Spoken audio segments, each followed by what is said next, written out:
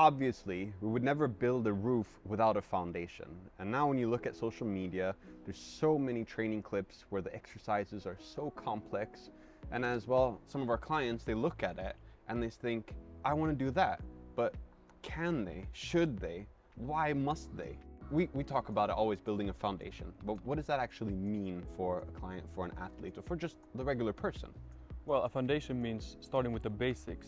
So strengthening your core, making sure your hips are stable, also looking at the feet, ankles, so they're not unstable, they're not caving in. So when you're doing complex stuff, the basics and the foundation is there.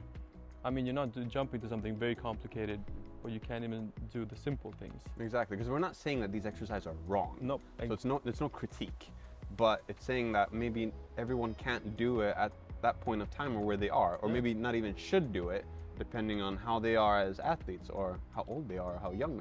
I mean, all of those things. Of course, I mean, our job as coaches is to see and like, okay, this person has this base, has this starting point, and then we have to go from there. We can't start with the most complicated stuff without doing our job as coaches. And to get it a little bit more maybe concretely, is that we need to have, well, enough range of motion, we need to have enough stability, and then on that, we need to build whatever. So what could be some issues if you don't? You look at an exercise and you go, oh, that looks cool, and then you go to the gym and you try to copy it. What can happen? I mean, injuries in the long term, either it can be like overdoing something, so you're doing an exercise for too long and for too heavy, and then you start getting these wear and tear pains, like maybe some knee pain, back pain, or in the worst case, you can actually get like a more serious injury. And then that stops us in our tracks no matter where we are.